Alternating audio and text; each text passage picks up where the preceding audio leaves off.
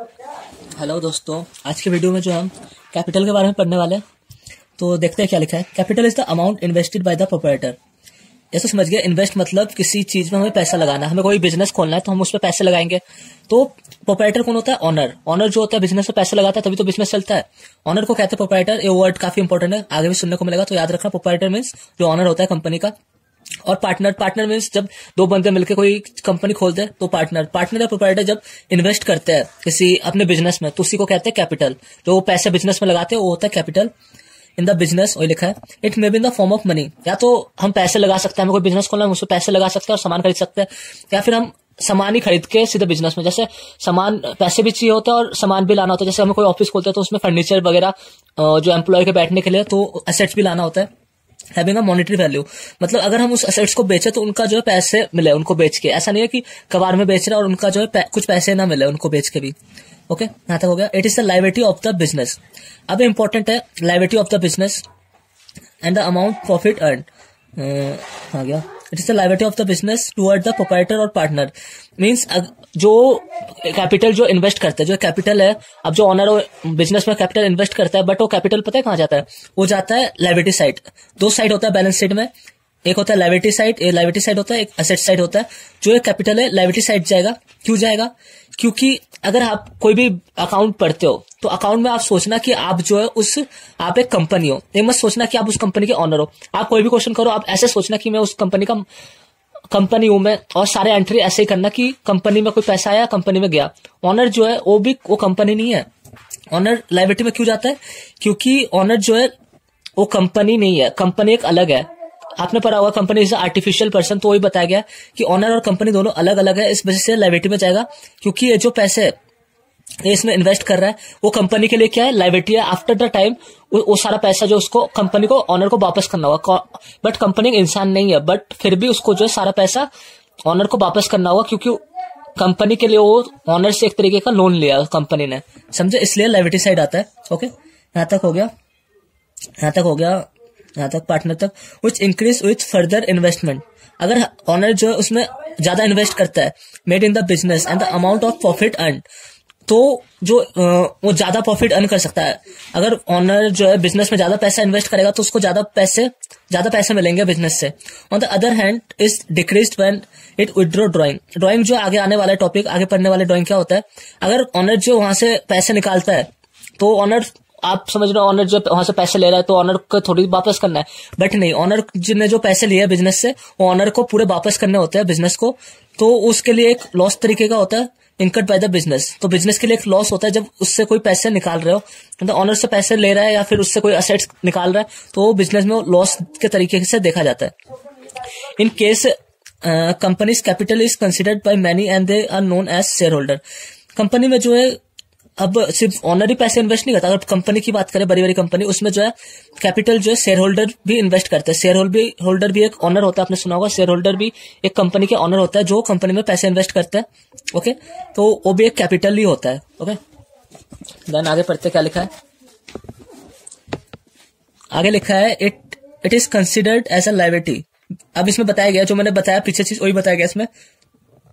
It is considered as a liability under business entity concept. ये concept आगे पढ़ने वालों, इसमें क्या कहा गया? Business is a separate and district entity from its owner. Business जो है अलग होता है उसके ऑनर से। बिजनेस और उसके ऑनर का कोई रिलेशन नहीं होता। बिजनेस अलग है, ऑनर अलग है। ओके, तो इसी वजह से जो इसको लायबिलिटी में लिखा जाता है। देख रहे हो आप, लायबिलिटी में लिखा जाता है बिकॉज बिजनेस अलग है और ऑनर अलग है। Transaction are record in the books of account. Transaction जो लिखा जाता है books of account point of view of business. तो मैंने बोला आप कोई भी एंट्री करो, आप क्या सोचो, आप एक खुद बिजनेस हो, आप ही हो, और कोई भी पैसा ऑनर अगर आ रहा है तो वो एक लायबिलिटी है। पैसे लेके जा रहा है तो वो लायबिलिटी माना जाएगा। पैसे दे रहा है कंपनी के लिए, लायबिलिटी है। और ऑनर अगर पैसे निकालता है वो ड्रॉइंग होता है, वो आगे पढ़ेंगे।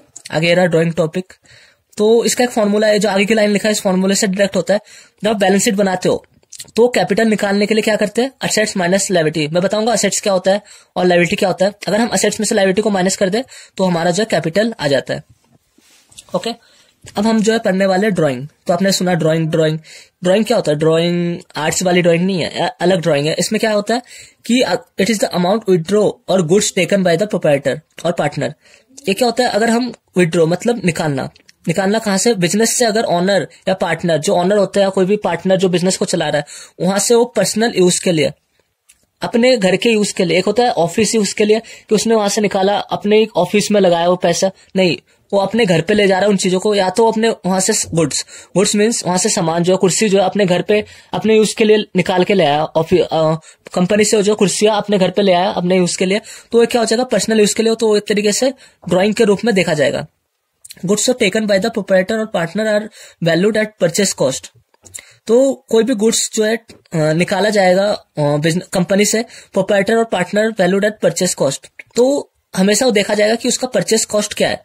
परचेस कॉस्ट मीन्स जिस कॉस्ट पे उसको खरीदा गया है, ओके, तो उसी कॉस्ट पे देखा जाएगा और उतना ही जो है लॉस कंपनी में लिखा जाएगा कि कंपनी को इतना लॉस हुआ है, क्योंकि जितने में हमने परचेस किया था वो तो निकाल के ले गया पर्सनल यूज के लिए। अब जो ड्राइंग किया, ये नहीं है कि ऑनर ने इसकी ड्राइंग कर ली तो इसको वापस नहीं करना होता, उसको पैसे वापस करने होते हैं।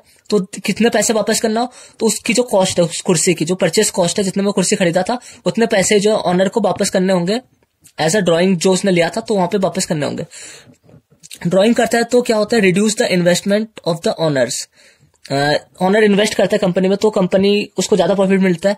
और अगर वहां से कोई चीज निकाल लेता है तो उसको उसका जो है ऑनर जो इन्वेस्ट, वो क्या करता है? रिड्यूस कर देता है उसके इन्वेस्टमेंट को। जितना उसने इन्वेस्ट किया, तो इन्वेस्ट किया और वो निकाल भी रहा है, तो रिड्यूस हो रहा है ना उसका investment. Okay, drawing bye the proprietor और पार्टनर इज डेबिटेड। अब जो ड्राइंग करता है तो वो कहाँ जाता है? डेबिट साइड में जाता है। एक होता है डेबिट साइड, एक होता है क्रेडिट साइड। मैंने बताया था कि सबका एक अलग अलग अकाउंट बनता है, हमने पीछे पढ़ा था। तो ऐसे एक ड्राइंग अकाउंट बनता है, उस पर जो है ड्राइंग कहाँ जाता है? डेबिट साइड में जाता है। Okay, at the time of preparing balance sheet. अब जब हम बैलेंस शीट बनाएंगे, it is deducted from the capital. और जो ड्राइंग है वो कहां से भी डिडक्ट होगा? कैपिटल से भी जो है ड्राइंग डिडक्ट होगा ऑफ द प्रोप्राइटर और partner as the case is. Okay, तो आप ये ध्यान रखो। तो क्वेश्चन में आपको जब क्वेश्चन करोगे तो आपको पता ही लग जाएगा, बट आप ध्यान रखो कि जो ड्राइंग है वो कैपिटल में से भी डिडक्शन होगा, और ड्राइंग अकाउंट बनेगा तो उसमें उस ड्राइंग जो है वो डेबिट साइड में शो करेंगे कि ड्राइंग अकाउंट, कि ऑनर ने जो इतना ड्राइंग किया, ड्राइंग अकाउंट लिख देंगे। और उसने 10,000 के गुड्स निकाले वहां से, तो 10,000 की ड्राइंग लिख देंगे। ओके, और 10,000 जो है कैपिटल से भी माइनस होगा, तो इसमें लिखा हुआ था ना कि वो हमारे इन्वेस्टमेंट को भी कम करता है। तो जो ऑनर ने जो इन्वेस्ट किया था कंपनी में, तो उसको भी कम कर रहा है, तो वो भी माइनस हो जाएगा। ओके, तो अब नेक्स्ट वीडियो में हम जानेंगे लायबिलिटी और असेट्स, दोनों टॉपिक को नेक्स्ट वीडियो में हम कवर करेंगे।